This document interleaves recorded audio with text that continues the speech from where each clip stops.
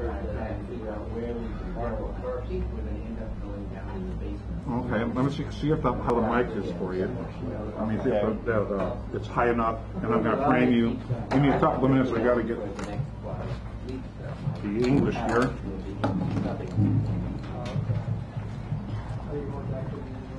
Oh, maybe move the mic a little this way. I mean, yeah. See that way. If you look here, you can see like you got the curtain behind you. Okay. And I'll move you up. Center you there. Say, does that look good? Yeah, I think so. All right, so I'm going to be doing this. You may kick it off. Ladies and gentlemen, we're about to get started with the announcements, just so you know. Red, the famed poet of many places and times, a person of note and merit, shall be speaking. Give him a round of applause. It's been a little while. Welcome to Sacred Grounds. Dan Brady, the host. I am your co-host, or co-helper, I guess you could say, for tonight. Yes. Dan is we all know is our lovely host, the longest running open mic in the known and unknown universe, serving up good food and fine poetry since 1972. Let's have a big hand for Teddy and Fiona for having us here at Sacred Grounds. Yeah. Thank you, Teddy. All right. And please support them by reading, enjoying food and drinks served here when you feel hungry and thirsty. Please respect the mic, keep the conversations to a whisper, put on devices mute, vibrate, or airplane mode. Okay, obviously we know that you're really popular on Twitter, but let's keep it to a minimum here. Tonight's feature is. Am I literally reading from here? Oh no, I have that. There is a feature. Give him a King's Way. That's the feature. Sorry about that. And the keynote will be. Isn't it Owen? Yeah. Oh wait a minute, it's on the list there. Can you see? Oh. Wait a minute. Aren't you the keynote? Yeah. Yeah. Owen is the keynote. I didn't write it on there. Boy, I'm falling. No worries. It's a long day, man. Like I was saying, the sun's going to be here till like 11. You know, like summer solstice. Y'all know that? Yeah. Yeah. And it's like we're up here in the north where the sun never sets. Oh no. It's not like Alaska, but you know. So the keynote will be Owen, and then the mini feature is. I don't remember if we had one. That's a good one. All the wonderful people of Sacred Grounds. Red Pond, did it say? What? So you're all like making this world better. We're all making this. No, world I don't. Maybe we don't have a mini tonight, possibly. I'm not sure because it's not on here, and I'm wondering why it's not. Okay, so guess what? We are all mini features in a way. Yeah, we're all. Someone told us we were special in our lives, and they meant it. And then the last word will be said by. Oh, the last word we don't have. No one volunteers for that. Whoever happens to be. So whoever happens to be last is the last no word. No pressure. Make it good. Whatever that may be. Please note the link. We're going to be streaming in many ways. If you can't be here, you can view in. The stream obviously is at ustream.tv/channel/Sacred Grounds Cafe. If you want someone to see you live, they can do that. Also, if you want to hear the poem again, because it's recorded, it's really awesome. I was about a month ago, I did a show, and then I wanted to see how I did and what some of my lines were, and I was able to go back and look at the video. Pretty cool. If you want to do a self-critique, or more importantly, it is a way to put the word out into the world, we could say. The ongoing theme, still from Margaret Mead, yes, Dan? Yes. Never doubt that a small group of committed citizens can change the world. Indeed, it's the only thing that ever has. Okay? Tonight's individual theme. Good, sir? Oh, individual theme. May I say? Yes, you may. Ephrastic, elastic, ecstatic. Yes. Ephrastic, elastic, ecstatic. Yes, and that was from David Erdreich who brought us that. It would be, yeah. Okay. So this thing is missing some things, and I don't know why that is. That's all good. Wow.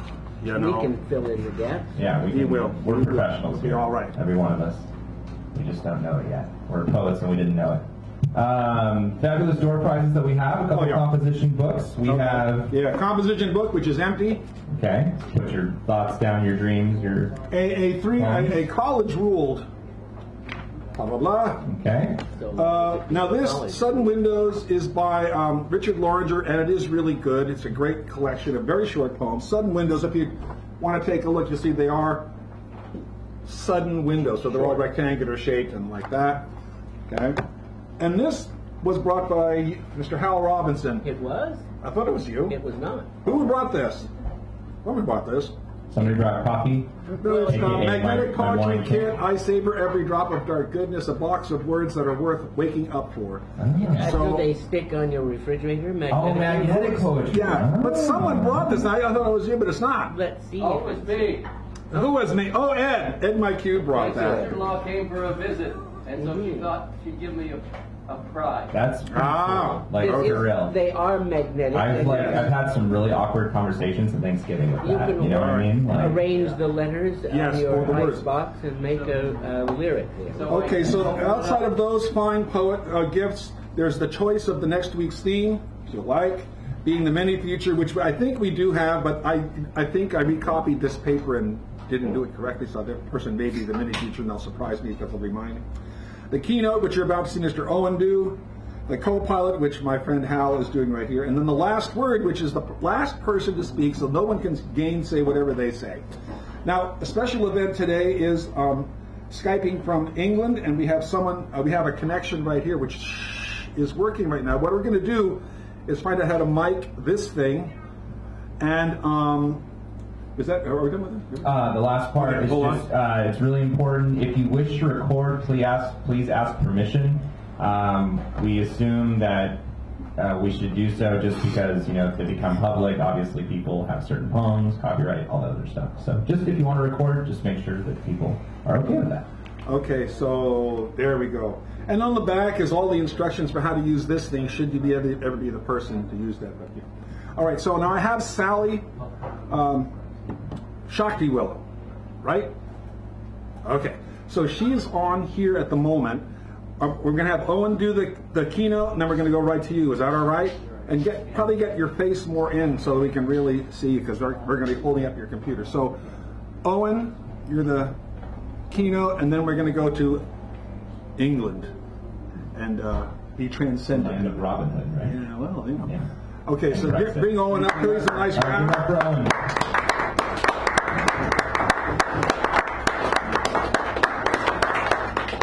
I can do 5 things at once. It's possible. Multitasking. All right, she's getting ready here to hear him, and then we'll take care of business. And there might be another poet from England coming in on this, but we're not sure about that yet. Okay. All right. All right. My first poem's by Wallace Stevens. Okay. And it's called 13 Ways of Looking at a Blackbird. 1. Among 20 snowy mountains, the only moving thing was the eye of the blackbird. 2. I was of 3 minds, like a tree, in which there are 3 blackbirds. 3. The blackbird whirled in the autumn wind. It was part of the pantomime. 4. A man and a woman are one. A man and a woman and a blackbird are one. 5. I do not know which to prefer, the beauty of inflections or the beauty of innuendos, the blackbird whistling or just after. 6. Icicles filled the long window with barbaric glass. The shadow of the blackbird crossed it to and fro. The moon traced in the shadow an indecipherable cause. 7. O thin men of Haddam, why do you imagine golden birds?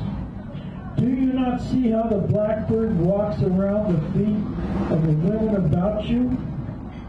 8. I know noble accents and lucid and capable rhythms. And I know, too, that the blackbird is involved in what I know. Yeah, he's good. 9. When the blackbird flew out of sight, it marked the edge of one of many circles. 10. At the sight of the blackbirds flying in a green light, even the bawds of euphony would cry out sharply. 11. He rode over Connecticut in a glass coach. Once a fear pierced him was in that he mistook the shadow of his equipage for blackbirds.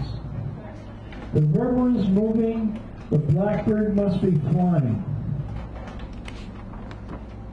13. It was evening all afternoon, it was snowing, and it was going to snow. The blackbird sat in the cedar limbs.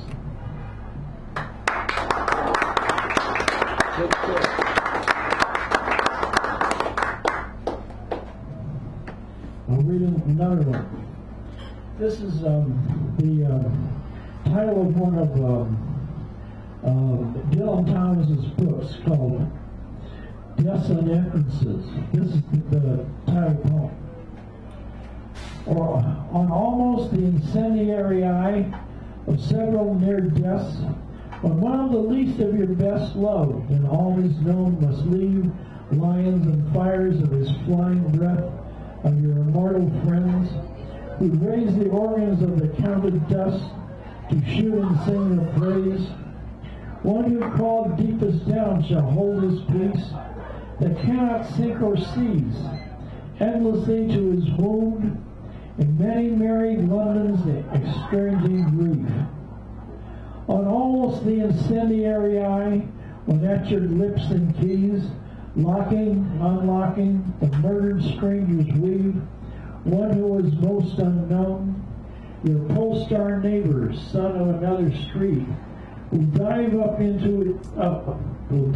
to his tears. He'll bathe his raining blood all in the male sea. You strove for your own dead, and wind his globe out of your water thread, and load the throats of shells with every Chrysanth's light flash first across its thunder-capping eyes. On almost the incendiary eve of deaths and entrances, when near and strange wounded on London's waves, I saw your single grave, one enemy of many who knows well your heart is luminous, and the watch dark quivering through locks and caves, will pull a thunderbolts to shut the sun, plunge, mount your darkened keys, and sear just riders back, and seek just riders back, until that one loved least looms the last Samson of your zodiac. Okay, thank you very much. Thank you, Mr. Owen. I'm giving you the attribution seat, so whenever you read something by someone else, you take care of that. So I'm going to bring the sound up on her, and then I'm going to work out how to mic the computer so you can see her. So let me just bring it up so they can see her. Yeah, I'm gonna turn it around so everybody can see. So Sally, can you hear me now? Yeah, I can hear you. Can you hear me? Yes, I can hear you. But we're still I want to maybe have your camera go down a little bit and see if you can get even closer so your face will be bigger on the screen, because we're gonna turn it around so everybody can see you. I'm going to be standing up, and we're going to have projection moving. Oh, okay. So you'll see the whole thing in a minute. Okay, so why don't you do that, and I'm going to test keep talking so I can test the microphone. Okay, I'm going to stand now. All right. Get myself ready. All right. I'm going to start with the stand. Well, if you can hold this, then I can do the microphone. Okay, so just hold this, and I'm going to find out. So keep talking. I'm going to find the sweet spot for the mic. Okay. Well, I'm going to stand here. We'll start projection going in a moment when I've seen everyone. I can see everyone now. Oh. Okay, so yeah, we're ready. We got the sound good. Good. Yeah. Fantastic. Hi, everybody. Hi. Hey. Can you see them? Yeah, I can see them. Oh, good. It's great to be able to see you here and to be here. Uh-oh. Hold on a second. Are you ready? Yeah, we're ready. There was a little bit of a frozen moment there, but we're good now. It looks like. Okay, cool. I remember being at Sacred Grounds back in April, and I'm meeting then, and it's really, really great to be here, to be able to speak to you from where I am in England. It's about 3 in the morning over here, and I wanted to wish you all happy solstice and solstice blessings, because you've still got some daylight over there, I imagine. Yes. Fantastic. All right. Okay, so if you're ready, we'll get started. We're going to be projecting, and I'm going to be reading a poem. Yeah. Oh yeah, I'm rearranging it so the camera can actually see the thing here. Hold on a second. That may not work unless. Oh no, I know that. I mean, it's just so that we can zoom in a bit here. Okay, yes. Almost here. Maybe stand a little bit this way. Move it like that.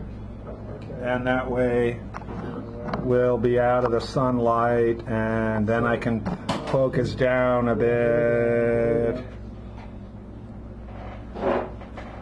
There we go. Let me just...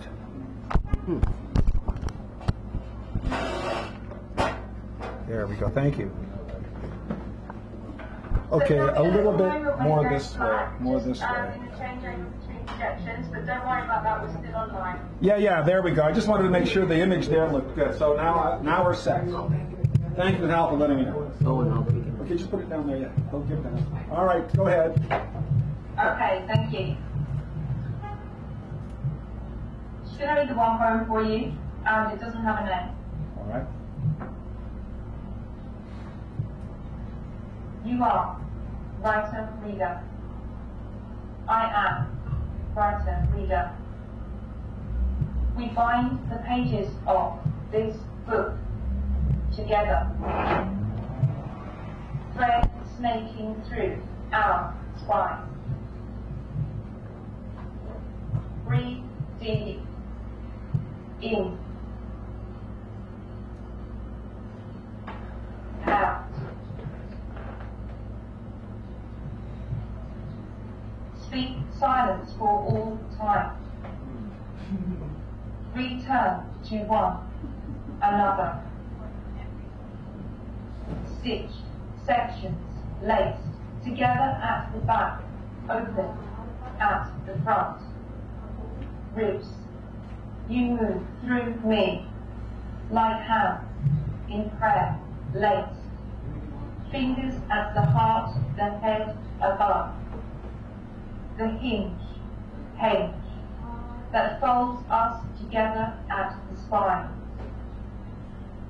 What happens if we spiral bind this story?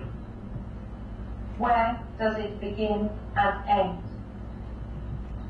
If pages fold, unfold, float free and return another time and other space.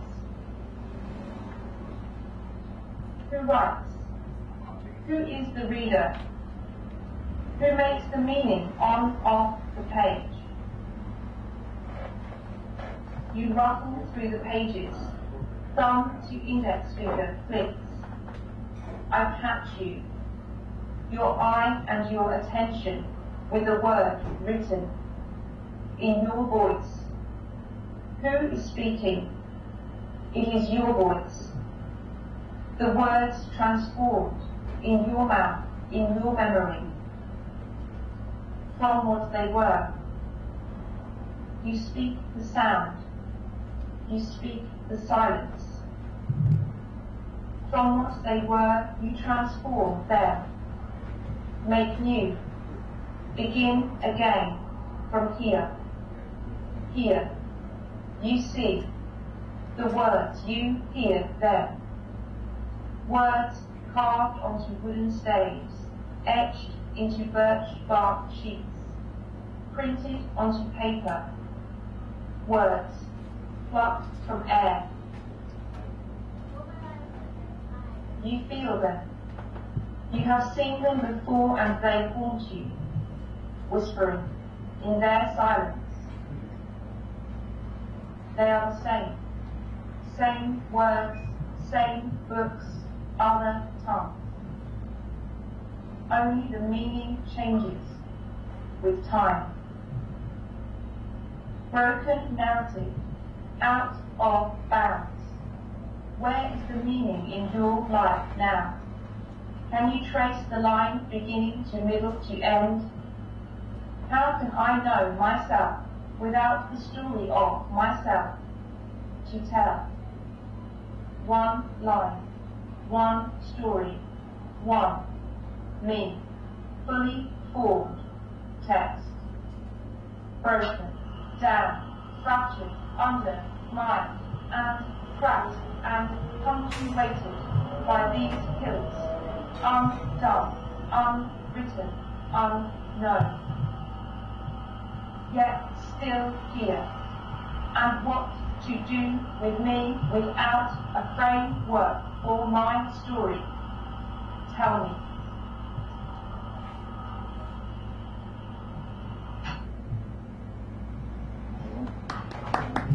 Wow! It came through clear. Thank you so much. That was absolutely fantastic, thank you. The poem is from our book, The Unfinished Dream. It's available online, but that's just an aside. It's been absolutely great to link up with you tonight. Thank you so much. We will. Thank you, everybody. Yeah, we're looking forward to the rest of it too. All right, thank you so much. We're gonna put the mic back and stuff like that. Thank you so much. Give another round there. Technology. All right, thank you for that. I mean, without that, it would have been impossible. All right.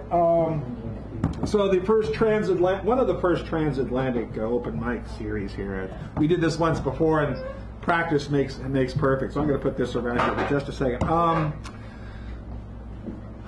Mysteries were solved. I had the wrong sign-in sheet before, but I put everybody where they said they wanted to be. So, Hal, I think we have who is next? All right, next, Candace B. Candace B. Now, this is her first time here, ladies and gentlemen. Let's make sure to welcome me. I don't hear much pounding on the table.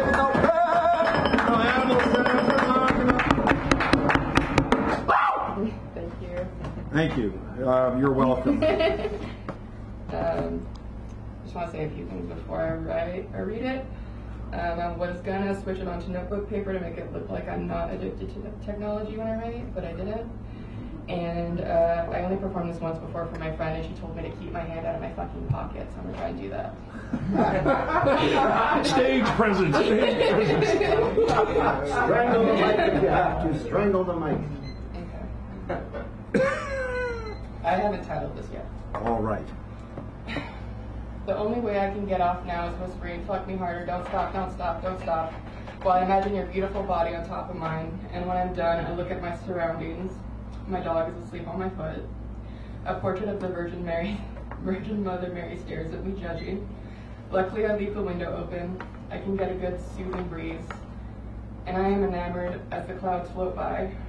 I return to my innocence, where I once thought I could sit on top of these clouds and chat with storks before they deliver young babies. I miss going crazy. My mind is so beautiful when it's chaotic. I am godlike, at least to myself.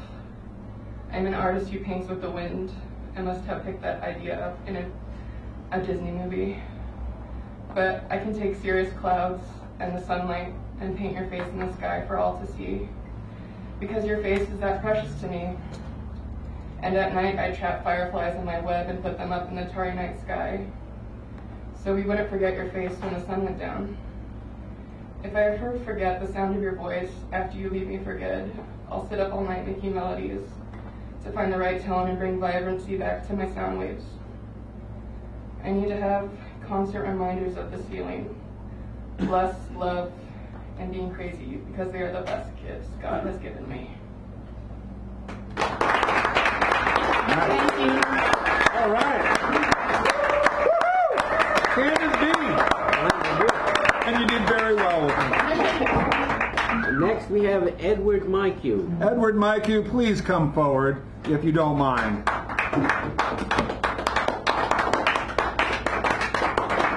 There we go, Mr. Edward Mycue. I'm trying to reach the other person over there, so we shall see what happens in due course of things like that. Mr. Ed Mycue, you are so welcome. Thank you. I have two poems here. Both are relatively short lyrics. The first one is Memory Tongue.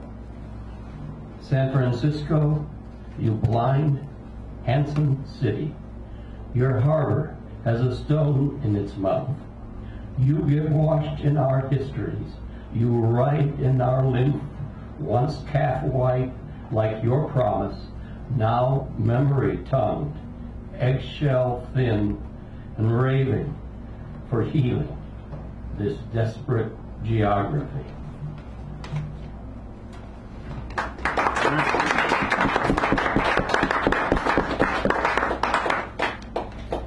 The second one is a man starts out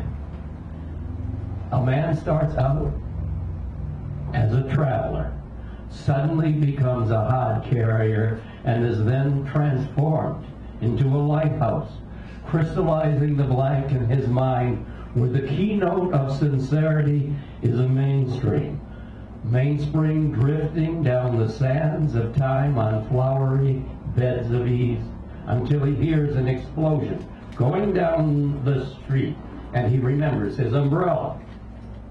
How does he meet this menace? If he does not retreat, if he does not run away, nor withdraw until the guilty are punished, he does not meet anything. He is absorbed. A man starts out in the presence of cats, naked dogs, or parakeets, as if he were peeking through graceful pink blossoms, blooming out of standard deviations to quickly fall from their dazzling sunset glories while still broadcasting petals of desire floating down memory's lane, still like lovely as a gauntlet of roses.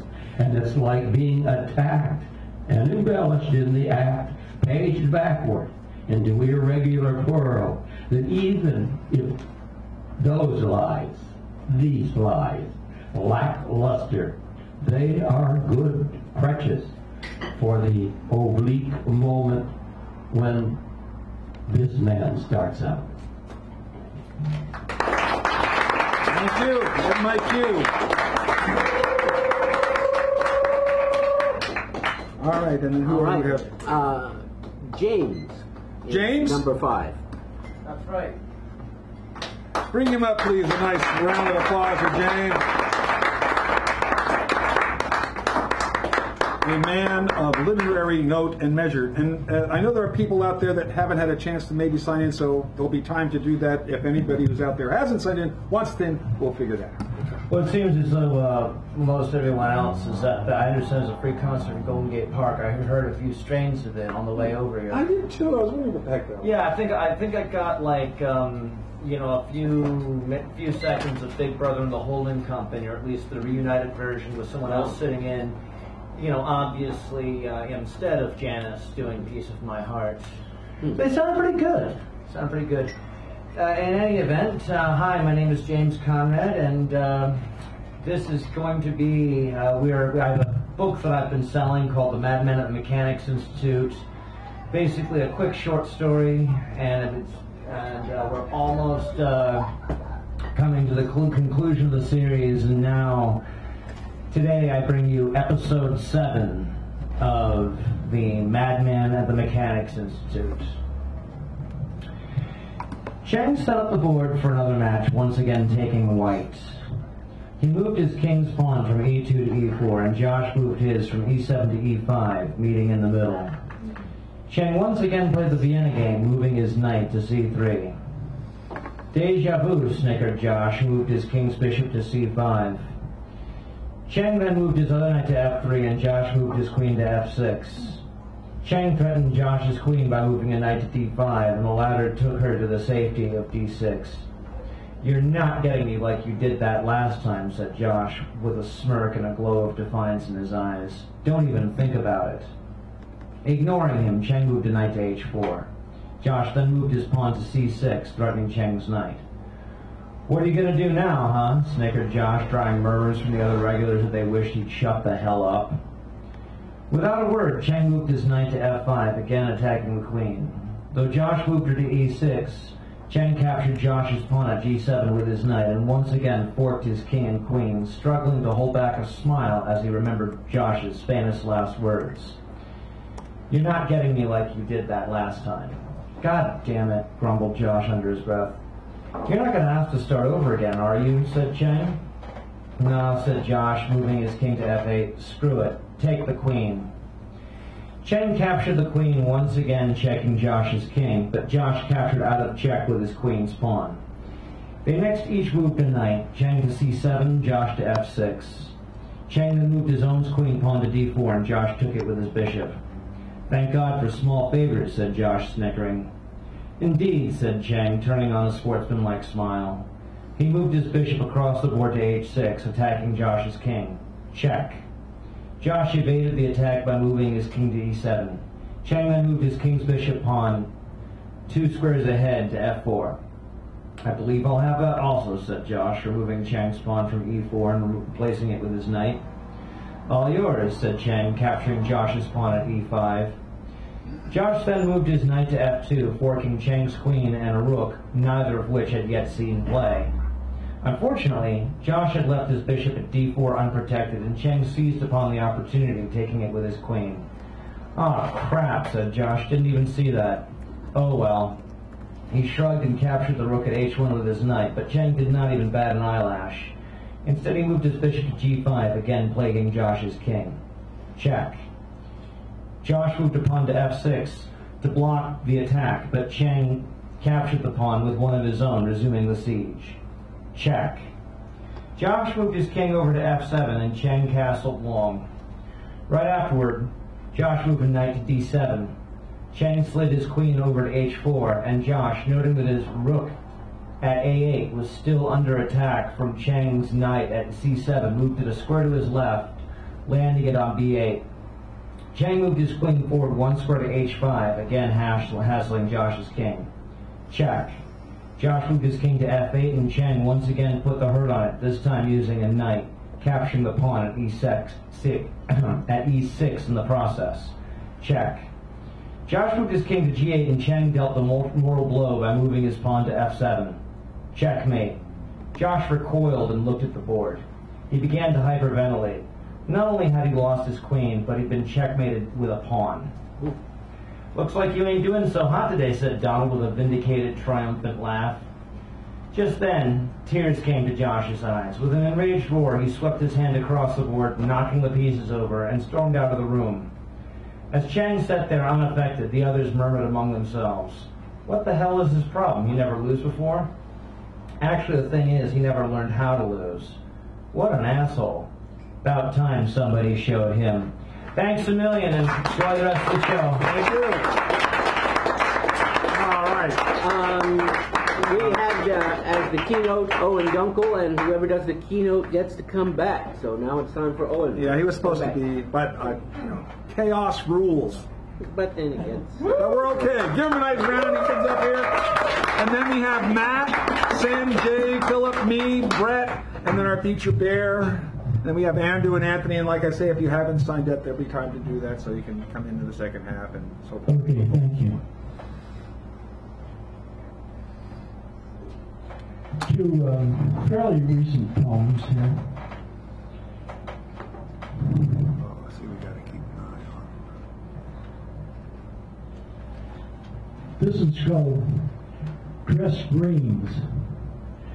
"You look sharp in your uniform, son," my dad said to me, and I thought it the second most wonderful thing a man with a voice ever said. Poema. It is a chilly and sunny Tuesday. This is a short poem meant for a diary or hanging on Mark Alvarez. I am writing a poem or trying for an effort in versification.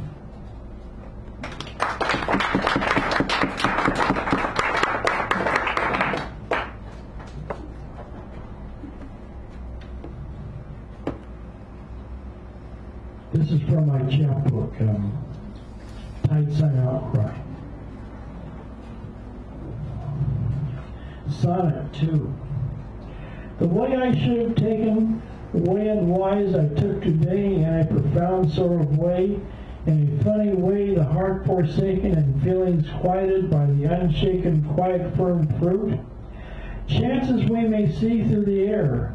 We say we are a breathing lust, awaken the rare tooth of raw soot of the penetration of 20 valises, aid with eons of our raw root be eschew the strength of heavy sneezes.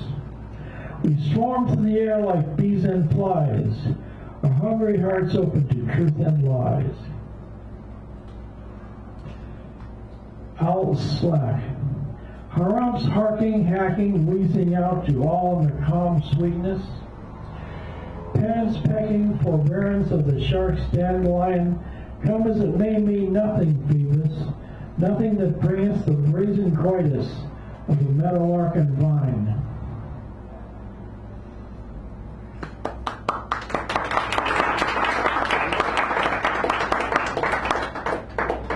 A new education.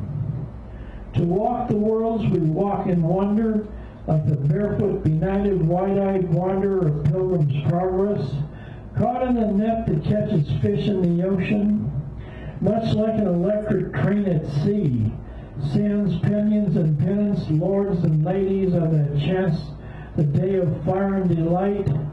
Men become seraphim, women become fast and pray for the denarii to fly them to heaven. Mind soars Oz.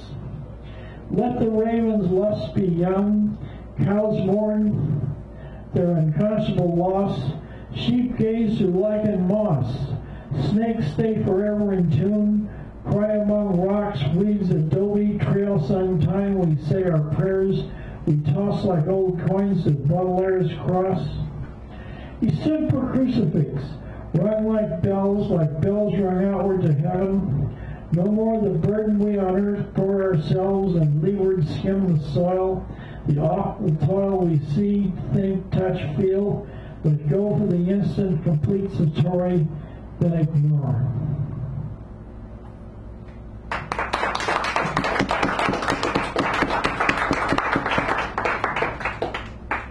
Little order. Lust on the shelves of Borean wind, turned on the sand and the fey plumage of the waves to toss again to the swooning barrenness of the sand and kelp I talk to, in the time and surrender of my kiss of need, to allay the wondrous domain of the dark rain we run to and hope of the terror of the stars, dashing back to the heavy swirling wondrous sand, the sand, the quiet sand, the sea we should dance and sing to, in merry mock derision. Panis Angelicus, Panis Angelicus, we sing alive to thee.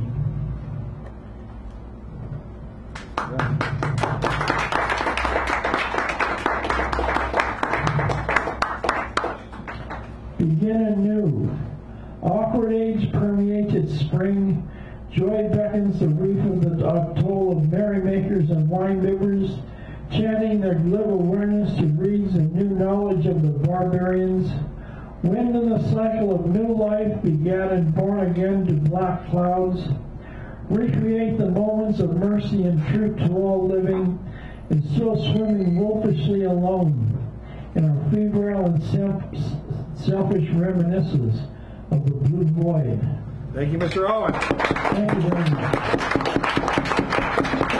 All right. Next, we have Matt Cook.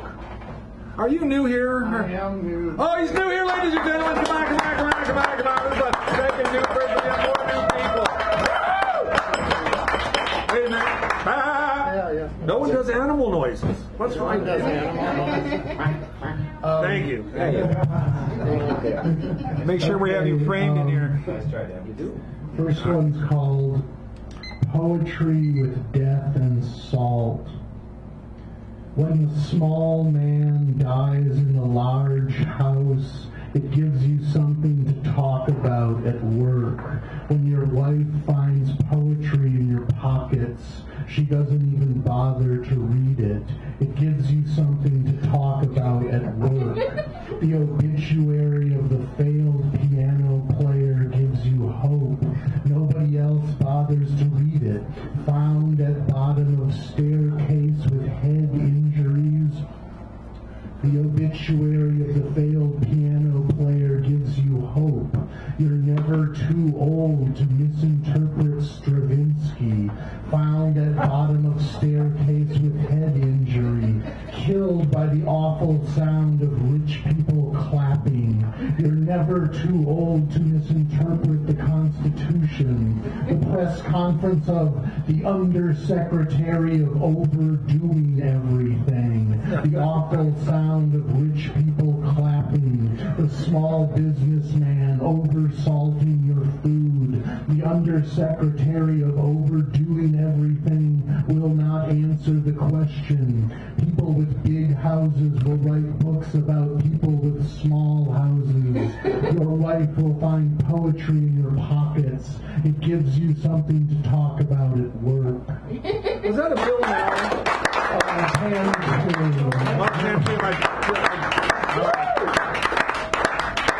I'll do one more, and then I don't want to wear out my welcome. This is called Conventional Raindrops. You're a conventional man walking down an ordinary street with a questionable haircut. An ordinary woman broke your conventional heart. Questionable skies are giving way to conventional raindrops. Thoroughly average raindrops. Raindrops that are hardly worthy of your attention. You're walking home right now because you were attacked by black flies at the punk rock coffee shop. You find yourself taking the black flies personally, which is always an important signal. The bread factory is making below average bread, but it smells fantastic. People from nowhere who used to live somewhere have decided to live here now, and all they talk about is somewhere, and they never mention nowhere. Dirty little birds the size of doorknobs are living above the drugstore. You're a second-rate man living under an assumed name in a first-floor apartment, but it's a nice apartment, and the windows look out on the park. Other than the windows looking out on the park, things are generally wrong everywhere. Your shoulder's malfunctioning. You're running low on contact lens solution. You have a full head of hair and you're unemployed, but you could pass for a bald man with a job. Thank you. Thank you. That's good. We're new. We like it. I like the shirt. Reminds me of one that I have. This is my shirt. I asked you for another one, but you know. All right. And I think next is another new person, Sanjay Khanal. Is that, do I say it correctly? Sanjay, welcome in, please. Now, let's hear some animal noises out there. Come on.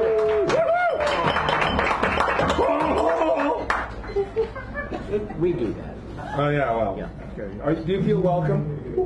Absolutely. Okay, just be really close to the mic so everybody can hear you, and we will First one's applaud. called The Vanishing Lesson.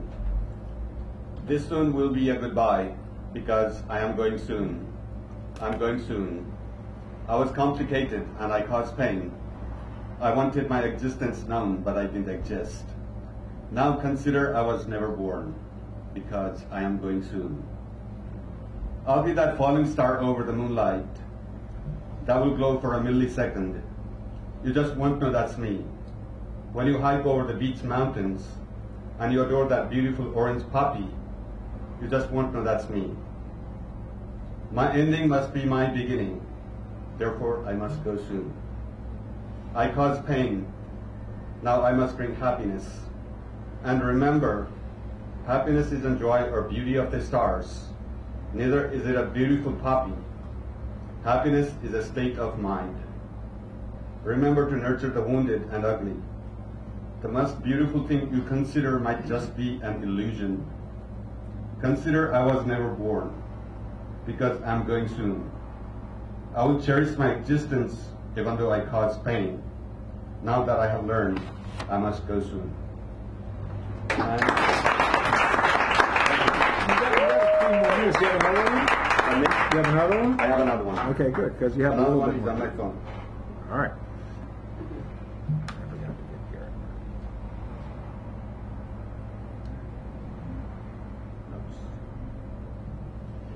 Oh, Golden Gate, you beckoned me when I was in grade school. How could I forget so? You're wrapped in fog's white veil, and were very shy like a new bride. Transamerica chuckled in a distance, playing hide and seek through your veil. I remember that coffee table book. It felt like you were just descending to earth from seventh heaven. I didn't know you, but you sent me love.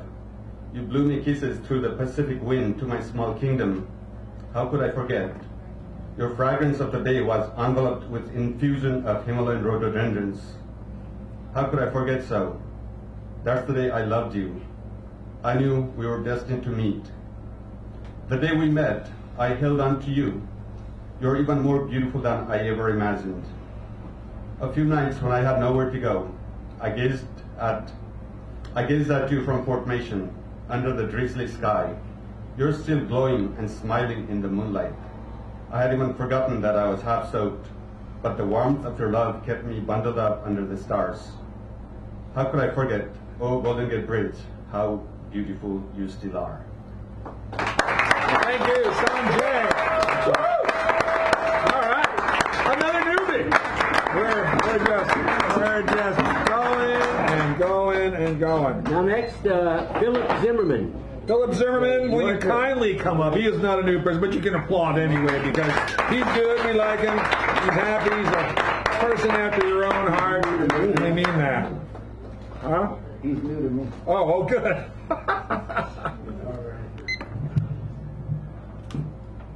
This is for solstice, I guess, which is going on today.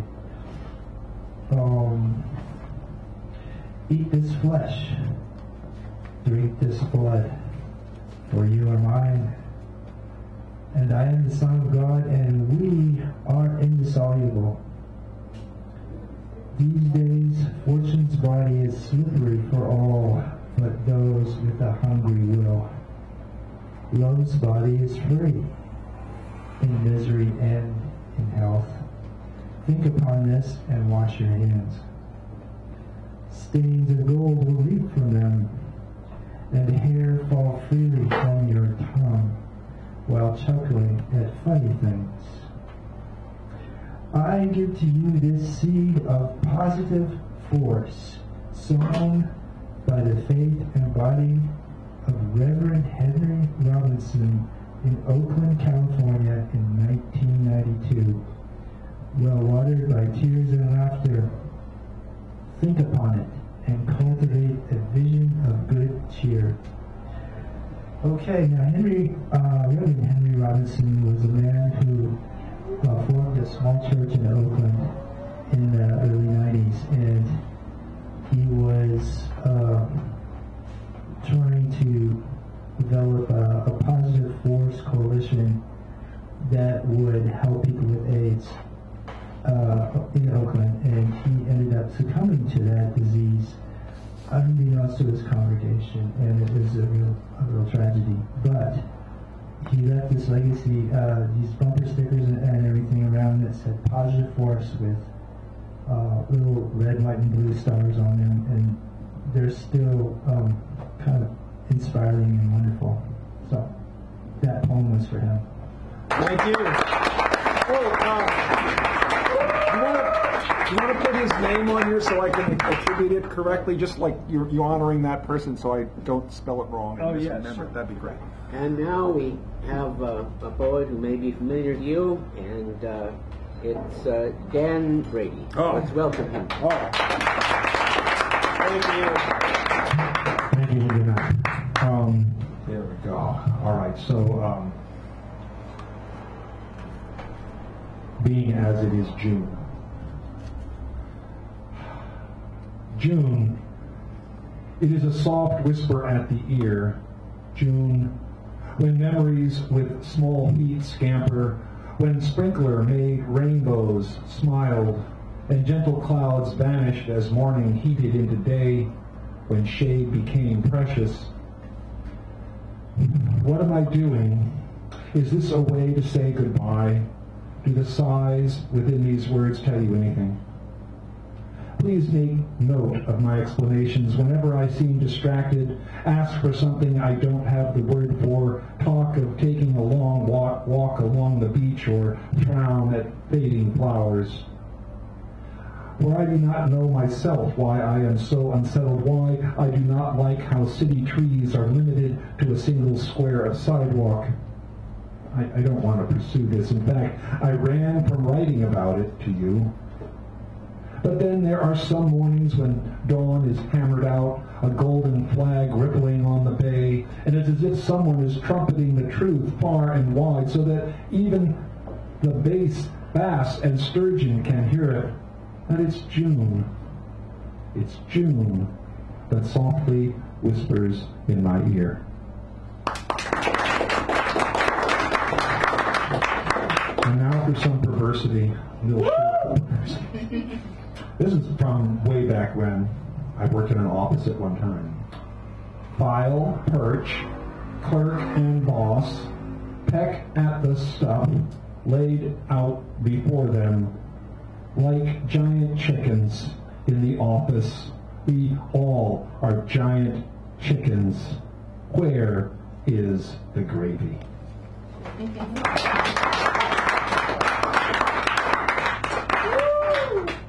And this has a political tone to it, and it's also red, juicy, cannibals eating meat. This jungle world, dog eat dog rat race. Their cancers, revolution, eating them out. Capitalists chewing fatty beef, waiting for the special of the day. That was from the other guy before. Capitalists chewing fatty beef, waiting for the special of the day. Working man's hands in rich brown stew.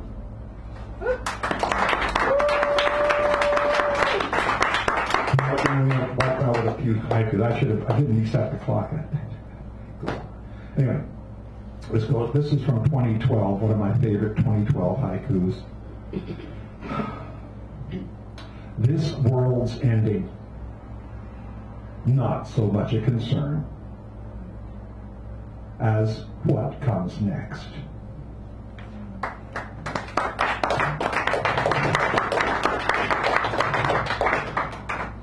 Worst case scenario, the world given over to lesser gods, all known by name.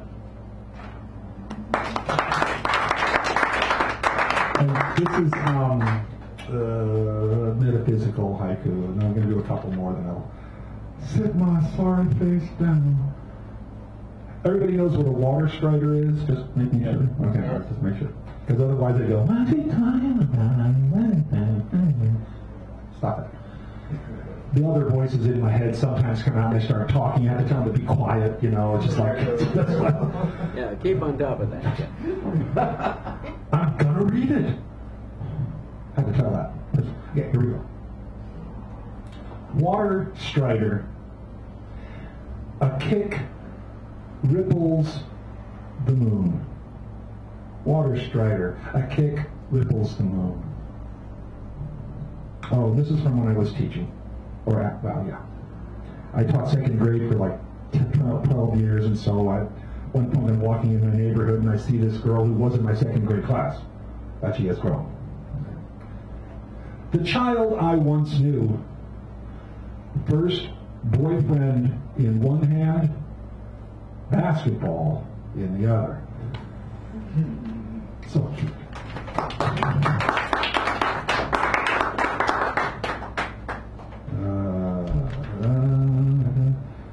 Okay, there's these two are down there. Okay. Summer pine. Frantic ants struggle. Amber slowly takes its toll.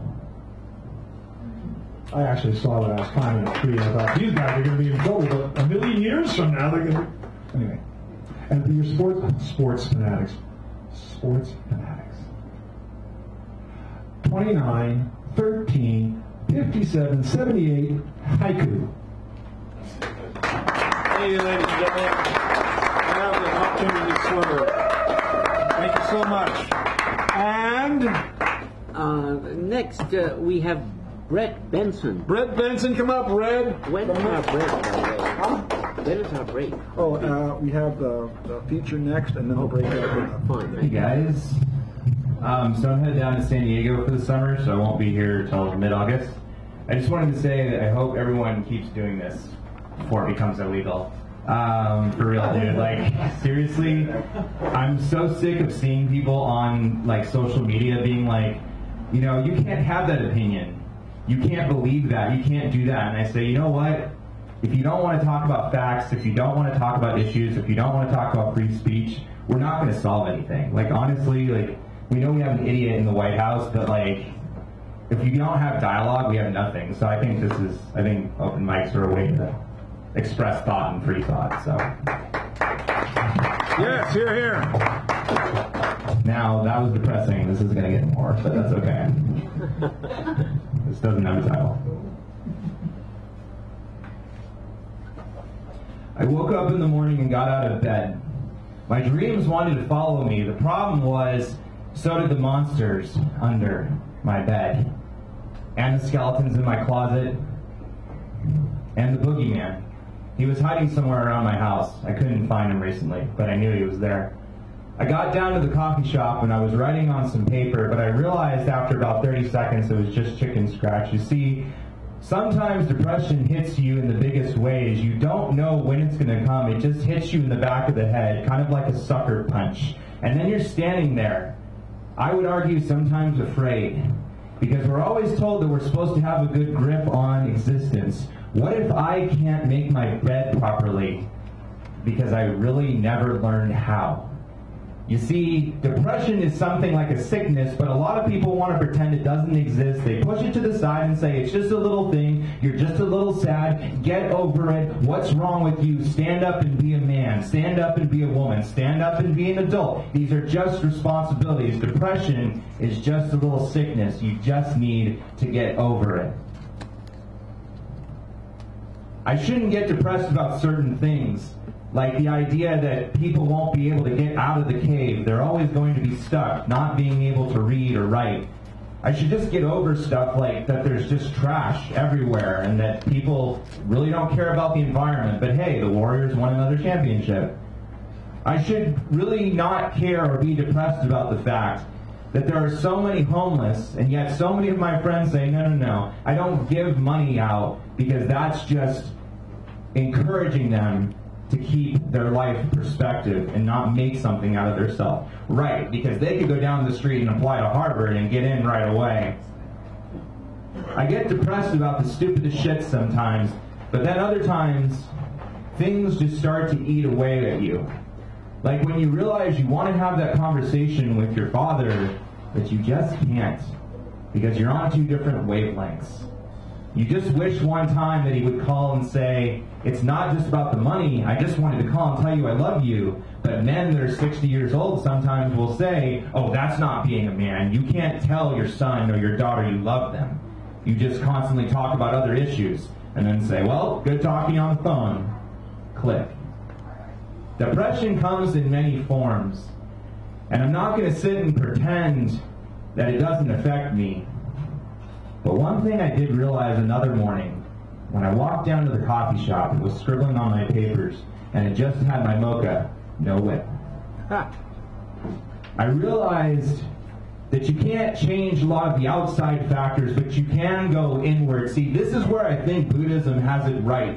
You go inside of the soul, down into the depths, wherever you have to go, and you kick that... Sorry. You kick that monster in the face, and you say, listen, bro, I'm done with this. I don't know how I'm going to get on, whether it's writing, whether it's reading, whether it's watching a video, whether it's just having a conversation with a friend, just meeting up with them for a drink.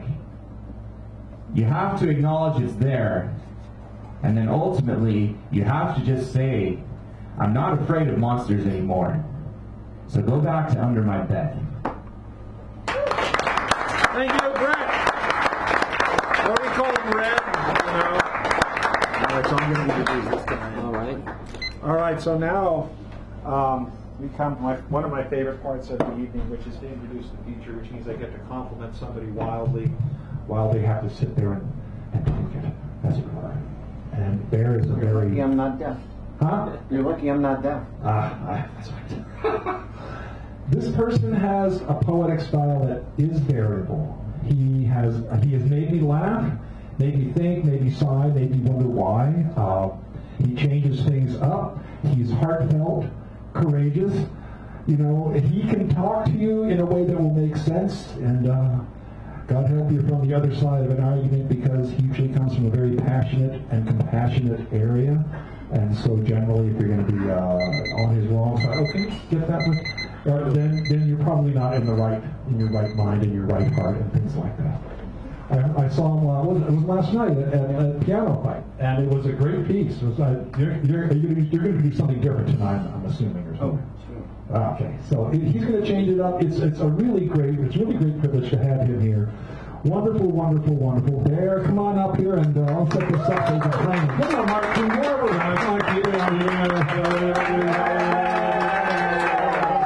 There we go. Let me make sure you're framed right there, buddy. And slightly.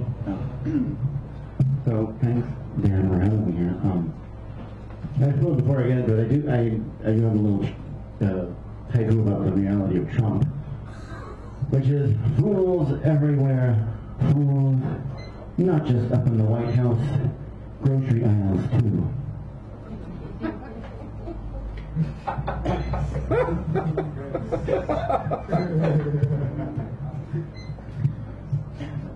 all right, go ahead. I'm sorry, I'm just beeping away here. Hide the evidence. Club it like a seal. Club each line like a seal until the insides run out and you know the color of its blood. Ignore the dying onomatopoeia of its heart. Club it, I said, with a war hammer or a nicely spiked mace. Crush the skull, crush it like cocktail ice, crack the spine like the cracking of gravitational planes under the warming horizon. Club it and do not stop until the chromosomes shatter and the genes rupture. It will be easier to stomach if you club it until it is no longer seal, until it looks like nothing more than a mound of trash. It will be easier to ignore and walk on by if the organs and hide resemble nothing seal-like anymore. Club it proudly, damn it! Tell everyone you know what sound murder is, what sound death is.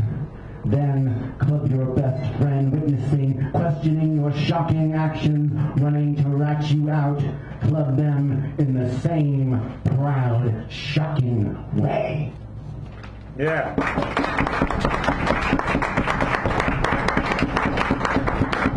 I forgot to say he doesn't hold back. I forgot that. Well, it's self-evident. Yes. Special snowflakes. The problem with snowflakes is, even though each is unique, they will vanish at the slightest change in temperature.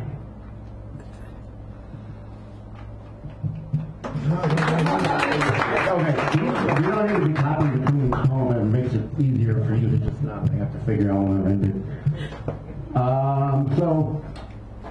This poem mentions Clara Peters, who is one of the most preeminent Flemish still life painters of whatever, I forget what century the height of that was. Notable because not the greatest female still life painter, one of the greatest among the men as well. This is called Perfectionist Table. If my family were a Clara Peters, we would have all the cheese, bread, and berries laid out in abundance. The treasure trove of the wine carafe glistening like proud, festooned nobility. But when the fly lands on a grape leaf, my mother will be right there with a brush and a painterly flourish.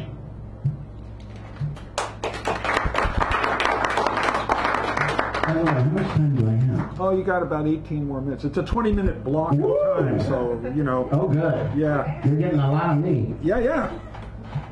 Ask me. Just not about sex.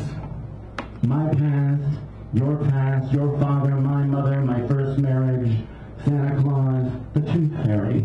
Any of the years of the ages from 1 to 9, fetishes, S&M, alcoholism, anything related to what the school counselor told me about you in 3rd grade. Where the dog went, what happened to the cat, the death of your best friend, your depression, your suicide attempts, how your uncle got caught, how your father got away, why therapy was canceled, what the therapy told us. Your mental health, my love for you. Listen, everything is perfect. Please don't make me lie. The neighbors are watching. Yeah, they're neighbors.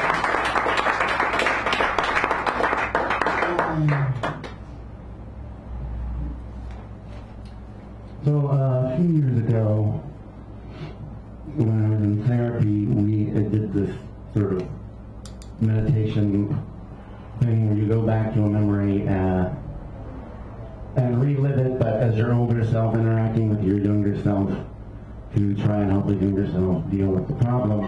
That didn't work for me that time, but some years later, my teenage self actually showed up at my house. Sort of an experience, because it obviously wasn't literal, but I did have to like create space in the room for him.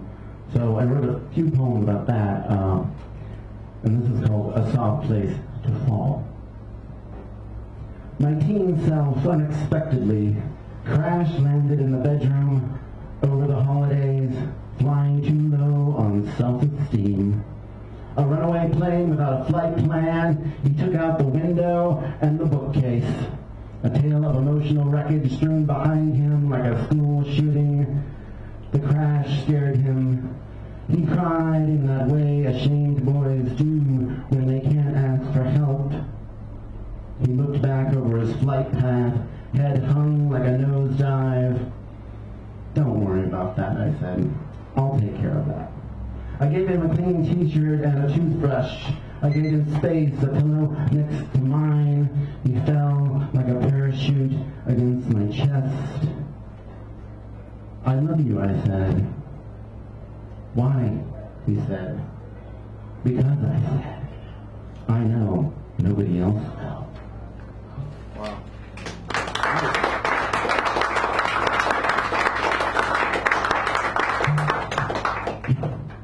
Out of Touch, a poem dedicated to high school. Oh. I've been seeing things in black and white, or more specifically, Hope and Crosby, Astaire and Rogers, Bogart and Bacall. I've been hearing things in swing tempo, or more specifically, Ellington and Fitzgerald, Krupa and O'Day, Prima and Smith.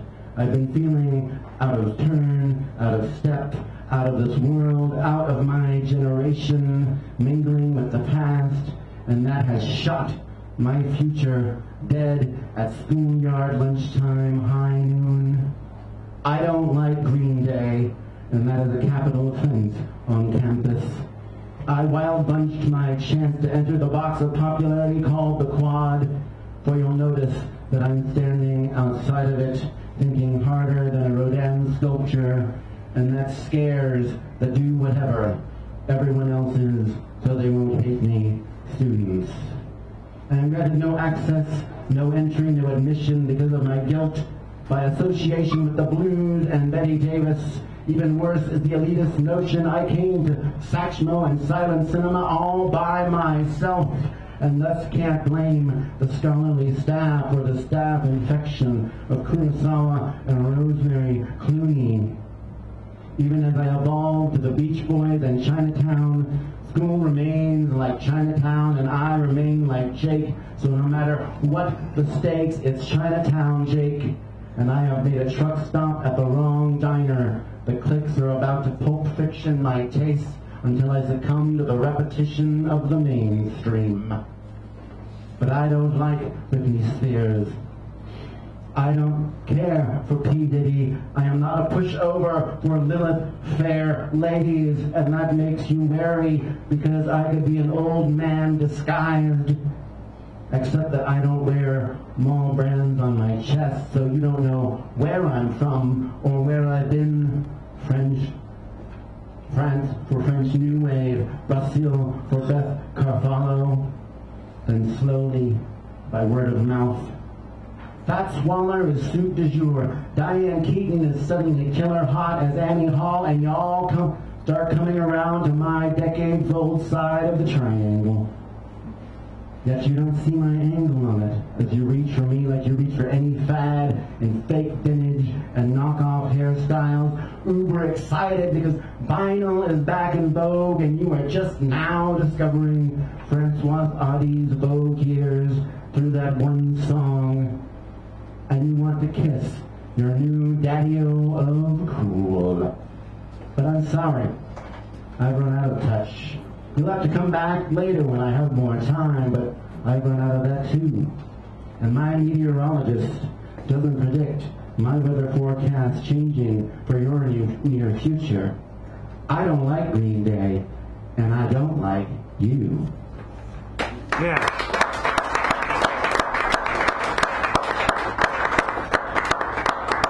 Was Green Day like a Spirit Day kind of thing in your high school? Is that what It's a band. Oh, okay. I thought. Oh, sorry.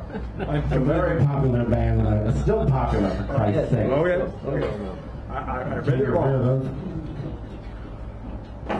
Full moon. You scream at yourself like a werewolf, and scream at yourself like a werewolf, and scream at yourself, and scream, and you somehow, no matter how many yowls you yell out or sad country songs you cry to at night alone, manage to listen only to your inner rotting and decaying corpse of a being wandering life's mall, holding shopping bags of empty passions, pleading for evasive action, and hear nothing, as if the voice is speaking in sign language. When the moon phase is over and the yowls fade, you start running circles, chasing your tail like an Ouroboros, hopeful that biting it into action will be all it takes. But you never catch up. You just run yourself ragged, curl up on the carpet, feeling bad for feeling bad and feeling worse for laying down at all.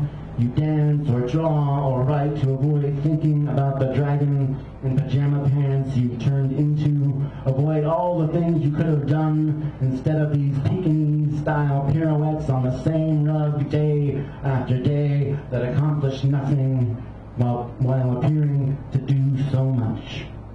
You exhaust yourself until you're too tired to suffer, until that full moon circles back shining down on your body, and you scream like a werewolf again, and scream, and scream, and scream, and scream, throwing out your lungs and overheating your heart.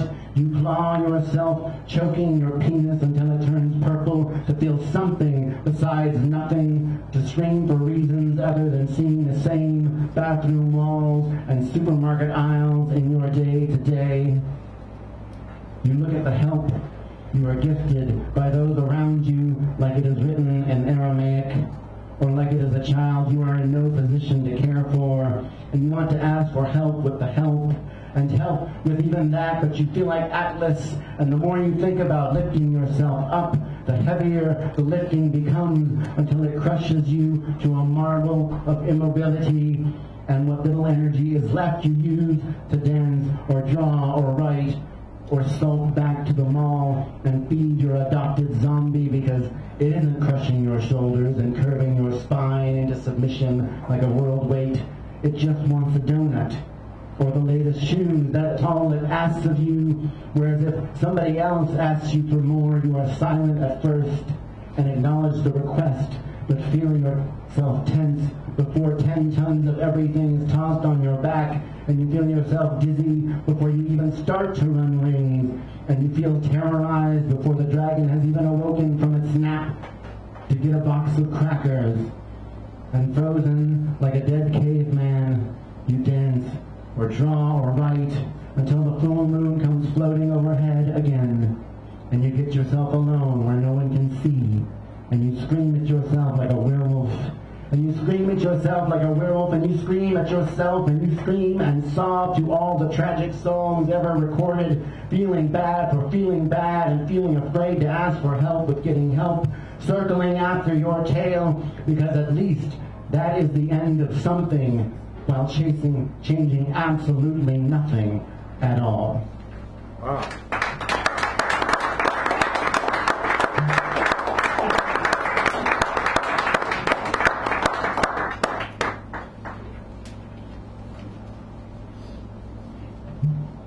You won't play doctor anymore.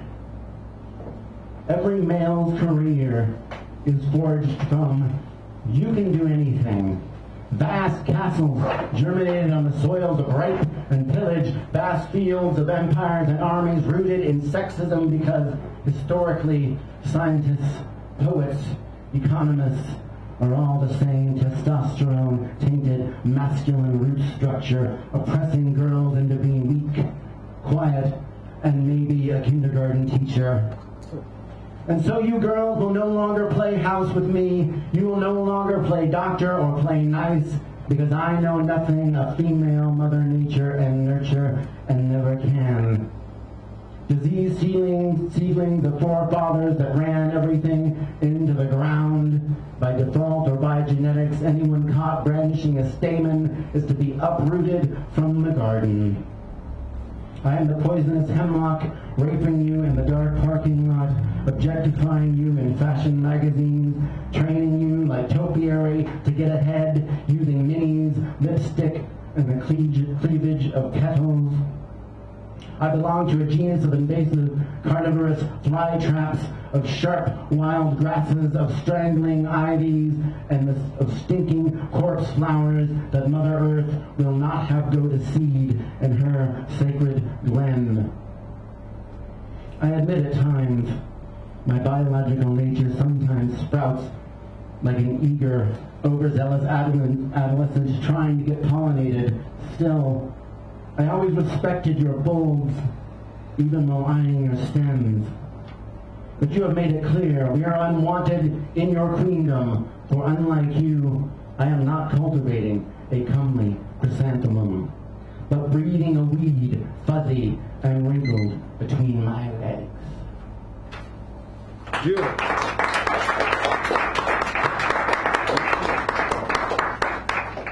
Since it is Pride Month, I figure I might as well do something with that. That's good. Because Lord knows, I got opinions on that too. It's not the F word. The word is fag or faggot. And I and every other fag or faggot knows what word you meant anyway, just because you casually soften it with a sitcom swear word bleep does not change the thought or remove its intent. It does cheapen the word and its power, and I find that more insulting than had you the conviction to just say fag or faggot. George Carlin warned against the weakening knees holding up our language to the misguided social justice warrior language police, where officers seem more concerned less concerned about justice and more interested in power and control over any little thing because their own lives are so out of it. Leaving aside context, we, and by we I mean my word warriors in the GBTQ who are fighting not for free speech, but instead against words, also need to accept that words evolve into multiple meanings. Idiot, wimp, big baby, one friend saying to another, quit being a faggot and get in the car, is less offensive to me than the news journalist saying Mrs. Smith was fired today for using the F word. Newsflash, Mrs. Smith was not fired today for using the F word. She was fired today for saying fag, and without context as to how and why she said it, you paladins of the PC Army just expect me to saddle up beside you on your rage crusade, but I refuse. Crusades end poorly, and words are just words. But if you choose to let words and all who speak them offend you, then ironically, you have given over your power to the very people you police to strip that power from. All right. We got 2-3 minutes. Oh. Yes. Don't forget that one. No, we got the closer. Oh. Woohoo!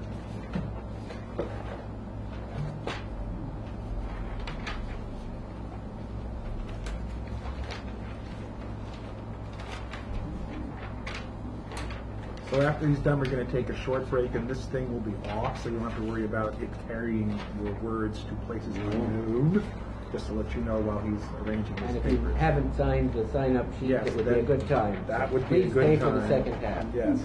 We have a stellar second half, as we all know. Yeah. And we had a stellar first half. Yes, and a stellar feature, but you know. I have so many pieces of paper. It's all right. You're patient. Yeah. Some of you will recognize this title, But it is not that poem. A supermarket in Berkeley, California. The moose are in trouble. Never seen a moose, but if it has anything to do with my triple non-fat, lacto-free anything, the government better step up, or I'm going to have to get cardboard and a Sharpie.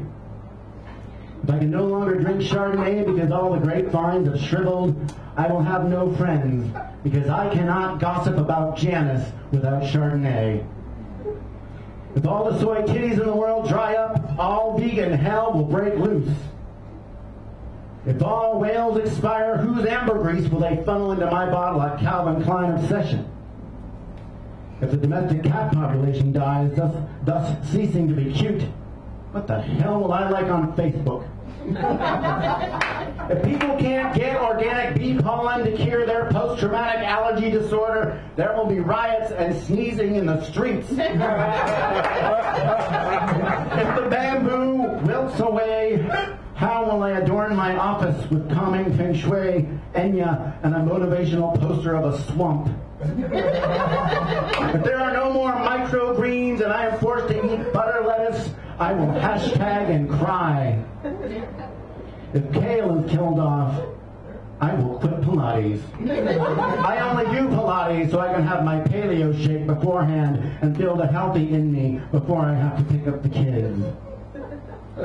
If the coffee trees go, I will kill somebody. And if the chocolate trees go, I assume they're called chocolate trees. If the chocolate trees go, I will kill myself. Thank you. Thank you again for having me. Thank you, Bear. Come on out. Keep it going. That was great. Wow. Loved it. That was a great closer. And a great opener. All right, break time. We're going to take a quick break. The sign-up thing is here. I'm now going over here to